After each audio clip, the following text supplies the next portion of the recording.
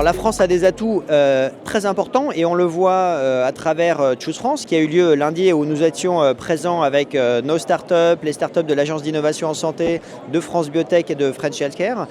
Et non seulement elle est très présente, mais elle entend en plus renforcer sa présence et son aura à l'échelle européenne et à l'échelle mondiale. Pour ça, on dispose d'atouts très sérieux, des acteurs qui sont engagés dans le numérique, des acteurs qui sont référents dans la santé, qui sont experts sur le plan scientifique, et puis surtout la volonté de préserver un certain nombre de valeurs et de visions dans un monde qui change. Et là-dessus, le numérique nous donne une opportunité exceptionnelle de poser à l'échelle européenne un cadre éthique, un cadre souverain qui permet de se différencier aussi de choix d'autres grands acteurs. Donc Paris Santé Campus est évidemment le fer de lance de cet engagement. La santé est un des domaines les plus impactants dans le développement du numérique et de l'intelligence artificielle et nous mobilisons l'ensemble de nos acteurs et au-delà de ça les écosystèmes nationaux pour être vraiment présents et répondre à ces grands enjeux internationaux. C'est une des actions emblématiques que nous avons mis en place avec BPI France et avec tout un ensemble d'acteurs nationaux publics et privés. Un premier accélérateur pour 20 jeunes entreprises qui démarrent dans la prévention, qui vient de se terminer avec beaucoup de succès et d'avancées pour ces startups. Et puis une deuxième promotion qui se relance à partir du mois de juin. On ouvrira un appel à candidature et on aura l'occasion d'aborder tous ces sujets et les résultats de cet accélérateur, notamment au moment de Campus Live qui se tient le 10 juin prochain à Paris Santé Campus. Évidemment, Paris Santé Campus ne s'arrête pas à Santé Expo puisque dans quelques jours, nous sommes ravis d'accueillir tout l'écosystème du numérique et de la santé pour Campus Live, notre événement phare annuel que nous organisons en side event de Vivatech et qui devient là aussi une référence internationale pour la technologie. Donc retrouvez-nous le 10 juin prochain à Paris Santé Campus pour Campus Live. Inscrivez-vous sur notre site internet parissantécampus.fr.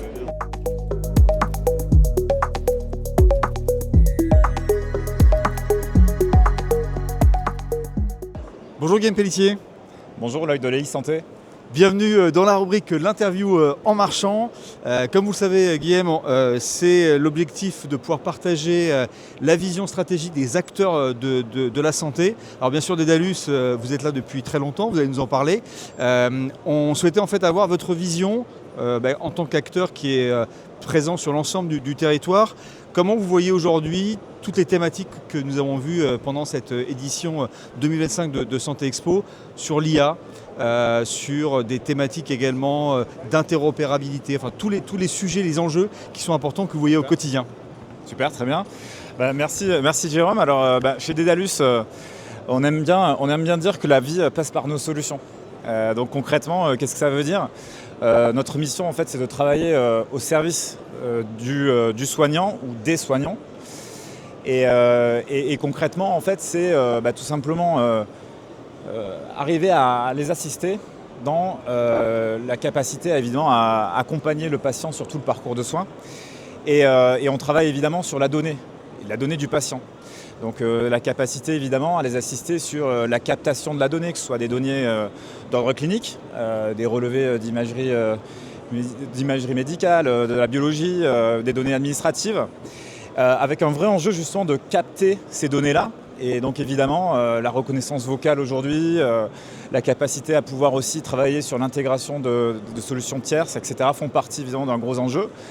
Après, il y a un enjeu évidemment de processer cette donnée, de la travailler, d'accélérer le traitement de la donnée et aussi de rendre du temps au personnel soignant. Et puis après, de plus en plus, de délivrer des résultats tangibles. Donc la capacité à pouvoir améliorer le diagnostic, la capacité à fluidifier les échanges, la capacité à améliorer l'ergonomie et la qualité de vie au travail des soignants. Et puis accélérer la recherche clinique. Voilà, ça fait partie réellement des enjeux qu'on bosse. Alors Guillaume, c'est forcément à Santé Expo un moment important pour des annonces.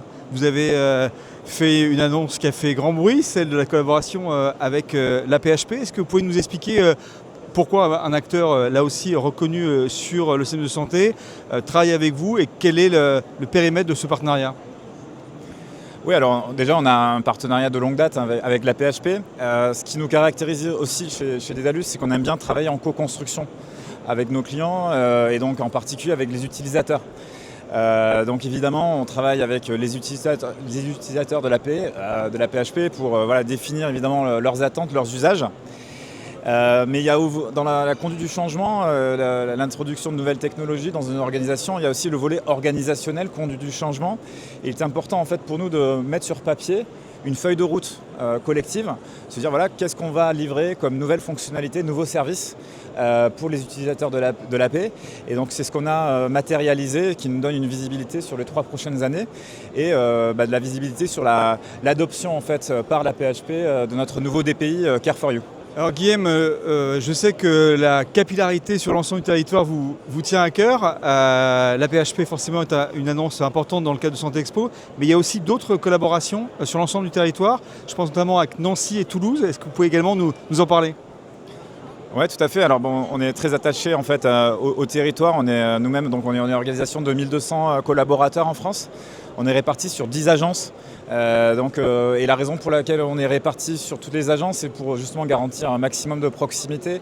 La santé, c'est un travail de proximité. Et effectivement, on travaille avec beaucoup d'établissements de santé.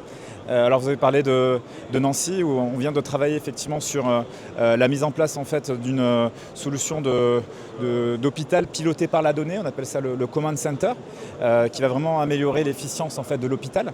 Mais également, évidemment, avec Toulouse, sur l'adoption de notre nouveau DPI Care4You. Et on en a bien d'autres, évidemment, sur en particulier la capacité à accompagner, travailler sur la relation ville-hôpital. Au sein des régions, par exemple, je peux citer aussi également les collaborations qu'on a avec les centres d'oncologie régionaux pour vraiment travailler les sujets de collaboration entre différents praticiens. Alors un dernier sujet que je ne pensais pas en fait aborder avec vous. Je sais que lorsqu'on a préparé ensemble l'interview, vous m'avez parlé d'un sujet autour de la responsabilité populationnelle et notamment autour de la prévention, parce que vous êtes reconnu forcément sur des sujets où la technologie est très présente, mais la prévention fait partie aussi de vos priorités. Est-ce que vous pouvez nous l'expliquer ? Oui, tout à fait. Alors c'est vrai que comme je disais, la vie passe par nos solutions. Donc on a travaillé historiquement sur les parcours. Et aujourd'hui, on a aussi, grâce à la technologie, on parlait tout à l'heure d'intelligence artificielle, et le travail avec l'écosystème de tous ces acteurs aujourd'hui présents sur Santé Expo, la capacité à pouvoir développer des dispositifs médicaux numériques qui permettent de pouvoir évidemment accélérer le dépistage, accélérer la prévention. Et on pense qu'un acteur comme nous, largement répandu sur le territoire, et aussi au travers de nos différentes solutions, peut être un accélérateur en fait, de cette politique. Donc on va s'inscrire de plus en plus effectivement sur cette logique de capacité à pouvoir accélérer la prévention, le dépistage et avoir un impact réel sur la qualité des soins. Alors quand on parle d'accélérer, Guillaume, on va forcément parler de 2025. Alors je crois qu'on arrive sur le stand de Dedalus, qui est un bon moment peut-être pour parler de vos priorités sur 2025. C'est aussi l'occasion à Santé Expo de faire ce type d'annonce. Oui, alors la priorité, ça reste évidemment nos utilisateurs et nos clients, donc la capacité pour eux à se projeter sur nos solutions. Mais c'est vrai qu'on parlait justement de parcours, de capacité à adresser les enjeux de santé populationnelle. Je crois que le gros focus aujourd'hui pour nous, c'est la capacité à être un opérateur et un éditeur ouvert. Justement qui est en capacité de pouvoir travailler avec tout l'écosystème. Et donc les enjeux en fait, d'interopérabilité, d'APIisation seront vraiment une grosse priorité pour nous sur 2025. Donc je dirais que on en a beaucoup, mais si je dois prioriser, c'est vraiment certainement le thème sur lequel on va le plus travailler. Merci Guillaume pour cette interview en marchant. On va continuer avec les équipes de Dedalus, notamment le Command Center que vous venez d'évoquer, de manière concrète, l'usage de la data, cette tour de contrôle, comme vous l'avez dit, qui pourra être un exemple concret de l'usage de la technologie pour les acteurs de santé. Merci Guillaume encore. Super, merci Jérôme.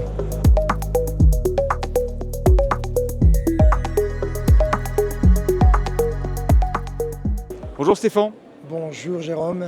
Merci de nous accueillir ici sur le village du Catel, le village e-santé. Vous êtes un des acteurs en France forcément incontournable lorsqu'on veut parler de santé numérique. On était venu vous voir l'an dernier pour découvrir les belles startups et dans cette nouvelle édition de Santé Expo pour l'œil de la santé, on voulait voir un petit peu l'évolution sur les acteurs de santé, les startups qu'on va voir dans quelques secondes, mais aussi tous ceux que vous rencontrez, tous les établissements. Je sais que vous êtes aussi très présents sur le territoire en France, mais aussi à l'international. Donc, alors, 2025 pour le Catel, c'est quoi les actualités ? Merci Jérôme. Donc effectivement, cette année, très belle édition de Santexpo. Ravi d'être à nouveau présent en réunissant plus de 15 exposants. Pour nous, l'année a été très chargée. La coopérative Catel que j'avais pu te présenter continue à se développer avec évidemment cette tendance autour de l'IA qui est très forte. Quand on revient des États-Unis, on voit ô combien il y a beaucoup de sujets qu'en France on retrouve et le gap s'est vraiment réduit. On n'a pas à rougir. On a de beaux acteurs et c'est vraiment intéressant de voir qu'en France, on sait maintenant avec des fournisseurs des solutions qui sont vraiment matures. Donc on continue dans nos actions à promouvoir les bonnes pratiques autour de l'IA. On travaille actuellement sur un livre blanc sur les modèles d'intégration et le modèle économique de l'IA, car au-delà du côté très séduisant des solutions et de ces solutions qui sont d'un niveau d'adoption assez aisé, se pose la question de l'intégration, un vrai casse-tête pour les DSI, mais aussi le modèle économique, car lorsqu'on doit après chiffrer, il y a à la fois côté fournisseurs, et tu as dû interviewer aussi des industriels qui investissent beaucoup, mais dont le prix de revient, voilà, il y a la question du prix, et pour les établissements, combien ça coûte. Donc, on continue à travailler fortement et nos voyages d'études servent évidemment à illustrer le pragmatisme américain qu'on retrouve et je crois que tu vas interviewer Smart Hop qui est vraiment sur les sujets d'optimisation des organisations et c'est pour ça que je disais qu'on n'a pas à rougir. En France, nous avons un beau dynamisme au niveau des offreurs. Alors, je propose, Stéphane, qu'on aille découvrir la start-up. Et puis, comme tu les connais très bien, tu vas pouvoir être l'intervieweur dans l'œil de l'e-santé. Et tu parlais également de IMSS. Donc, IMSS, qui est donc le congrès international qui est basé donc, aux États-Unis, qui sera à Paris le 10 et 12 juin prochain. Et je crois que ce que tu voulais partager également dans l'œil de l'e-santé, on a parlé beaucoup des établissements de santé, donc hospitaliers notamment, la médecine de ville. Mais il y a également un sujet autour du médico-social qui te semblait important. Ah oui, merci Jérôme de le souligner. On est sur le village des usages de l'e-santé. On a beaucoup d'actualités sur les EHPAD et toutes les difficultés qu'ils peuvent rencontrer. Et nous avons là la vocation à lancer le développement des usages numériques e-santé en EHPAD. Et donc, pour nous, il est important de pouvoir aussi donner accès, car il y a un vrai gap, le niveau de numérisation est faible, et de permettre d'apporter des réponses aux difficultés qu'ils rencontrent, que ce soit d'attractivité, de qualité de prise en charge, et tout ça, comme tu le sais, ce n'est pas mécanique, mais c'est organique. C'est avec les acteurs de territoire, et donc nous avons là lancé une offre d'accompagnement e-EHPAD, et que j'aurai, j'espère, l'année prochaine, le plaisir de te parler des premiers résultats en termes de déploiement. Et on est convaincu qu'il y a une vraie, déjà d'attente, mais de beaux résultats que nous pourrons produire l'année prochaine. Je l'espère. Alors, avant de se revoir l'année prochaine, je te cède le micro pour aller donc découvrir une des belles pépites du village Catel. Absolument. Alors, j'ai le plaisir, Michael, d'avoir passé 3 jours avec toi. Beaucoup de flux de visiteurs sont venus en disant on sait pourquoi on est là, voir ce que fait Catel, mais aussi ce que propose Smart Hop. Et effectivement, dans la proposition de valeur que tu défends, on retrouve beaucoup de choses qu'on voit aussi aux États-Unis. Et donc, c'est ce que je pense, c'est qu'on est dans le match. Donc, Michael, est-ce que tu peux nous présenter en quelques mots Smart Hop ? Merci Stéphane. Une année effectivement aussi dense que l'année dernière et le sujet effectivement est assez chaud. La planification au sein des établissements de santé, c'est un besoin qui est prégnant dans les centres hospitaliers ainsi que dans les cliniques privées. Smart Hop, c'est une solution qui a été cofondée avec des établissements de santé privés et publics pour optimiser les ressources en termes de compétences et d'activités. On adresse une problématique qui est assez forte, assez douloureuse, à savoir la gestion de la pénurie. Gérer la pénurie et économiser le temps cadre pour la réalisation des plannings des agents en tenant compte de l'équité, de la charge de travail de l'ensemble des agents, de leur progression aussi, si on parle de gestion de la pénurie.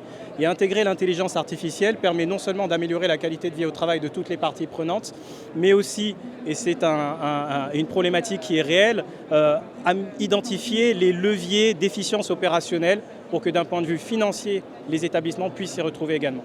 Merci Mickaël. Et donc effectivement, on se rejoint. Il faut des solutions à impact et se posera ensuite évidemment sur le modèle économique que tout le monde s'y retrouve.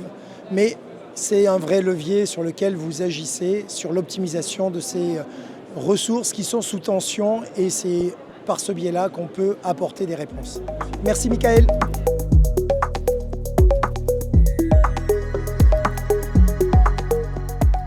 Donc la French Care, c'est une des dernières communautés de BPI France qui est représentée par donc ce coq blanc et qui en fait a pour objectif de rassembler tous les professionnels du secteur de la santé en France. En gros, on est parti du constat que c'était un secteur très cloisonné, le secteur de la santé. Donc on a vraiment cet objectif de créer des événements qui vont rassembler tous les membres de la communauté.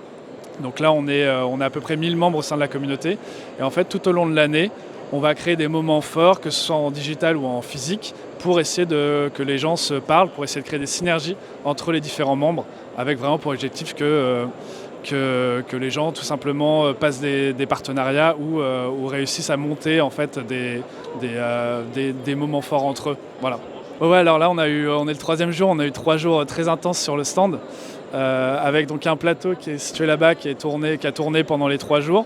On a environ 25-26 plateaux, je pense que c'est 26 plateaux sur les 3 jours. On a une 60aine de speakers qui est passé. On a eu notamment la délocalisation de l'émission Check-up Santé de BFM TV. On a eu des partenariats avec Sciences et Avenir, avec Futura, avec Dr Good.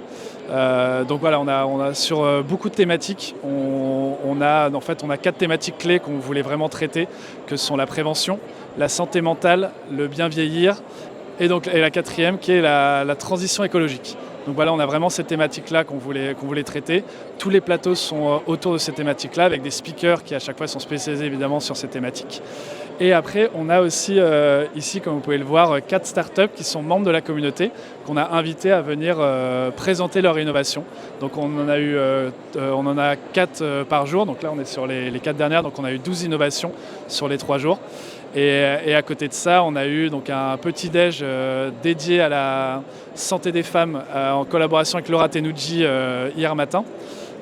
Et ce matin, on a eu aussi un autre petit-déj sur le stand qui était plutôt axé sur les deep tech, donc en cross-communauté avec une autre communauté de BPI France, les deep tech, avec en invité la start-up Oracle Oncologie et leurs financeurs, donc côté BPI France, pour un peu partager avec d'autres startups leur parcours, leur expérience et leur dernière levée de fonds qu'ils ont fait très récemment. Comme on a cet objectif de rassembler tous les professionnels de la santé, on a vraiment des profils très différents qui viennent nous voir. On a des profils très différents au sein de la communauté.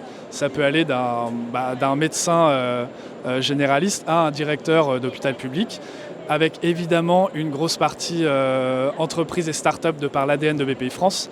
Mais on a vraiment, c'est très ouvert et on a comme tu sais, une porosité, une diversité au sein de la communauté et une diversité au sein des personnes qui viennent nous voir et qu'on met en avant et avec qui on travaille à la French Care. On travaille de plus en plus avec les directions régionales partout en France et on a aussi à date, jour d'aujourd'hui, 24 ambassadeurs qui sont situés dans toutes les régions de France et qui sont donc des professionnels de la santé avec qui on a passé une sorte de deal, de partenariat où ils portent les valeurs de la communauté en local et en fait on essaie ça nous permet nous en fait d'être présents dans toutes les régions et de porter le message de la communauté et surtout de créer en fait des événements pour vraiment aller voir chacun au sein de leur ville pour essayer de ne pas centraliser, comme tu disais, tout à Paris.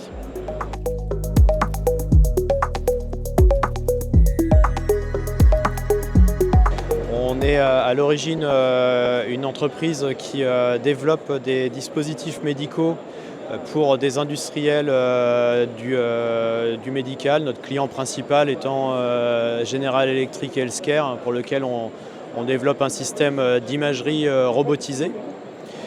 On travaille avec différents clients du monde de l'imagerie et également de la rééducation. On travaille aussi autour des thématiques de la mobilité patient, donc avec un système qu'on développe en notre propre nom, le système Gyrolift que vous avez vu passer, donc un système sur base gyropodique avec une verticalisation de la personne. Dans un premier temps, c'est un produit, même s'il pourrait s'adresser à l'ensemble des personnes à mobilité réduite, on va commencer à le mettre sur le marché à partir de septembre, plutôt pour l'inclusion des PMR dans des entreprises, donc au bureau, dans un atelier, pouvoir inclure le PMR sans avoir complètement changé son espace de travail et également en le mettant au même niveau que ses autres collègues. Il va pouvoir boire son café à la même hauteur que ses collègues. Donc c'est ça l'idée de ce produit. Ensuite, on développe également des systèmes autour de la logistique hospitalière. Donc c'est le cas de l'armoire connectée que vous avez derrière sur des flux logistiques en pharmacie, également sur les dispositifs médicaux au sein de l'hôpital. Par exemple, le transport d'un endoscope entre le laboratoire de stérilisation et le bloc opératoire. Également le linge et les plateaux repas. Donc c'est un système qui va simplifier la vie des soignants et apporter un meilleur service in fine pour les patients, puisqu'on aura toujours à notre disposition le matériel qui convient, par exemple pour une opération de chirurgie. On aura également à disposition les médicaments qui vont bien et toujours un service automatisé et une fluidité du flux logistique de l'hôpital. Donc voilà un petit peu ce qu'on couvre en termes de marché. Donc on travaille principalement sur un marché français, mais également à l'international, avec à travers notre client General Electric et également d'autres partenaires du médical comme Stereotaxis, qui est une société américaine pour lesquelles on développe des produits from scratch et sur cahier des charges, avec quand même une base technique et technologique interne qu'on a développée depuis près de 15 ans autour de la mobilité, de l'automatisation, de la robotique et de la navigation de systèmes autonomes dans un environnement complexe. Les robots qu'on propose pour le moment n'ont pas d'intelligence artificielle embarquée. On a des algorithmes pour le repérage de la machine, pour l'évitement d'obstacles, pour la sécurité des machines. Par contre, ce que l'on fait depuis quelques années, c'est qu'on collecte beaucoup de données issues des machines pour récupérer des données sur lesquelles on va travailler dans les mois qui viennent pour améliorer par exemple des flux logistiques, pour améliorer des déplacements dans un bloc opératoire. Mais avant d'aller travailler avec des modèles d'IA, il nous fallait des données. Donc on a collecté des données depuis presque 15 ans. On commence à les structurer et on va travailler dessus pour maintenant proposer des choses optimisées également sur tous les flux.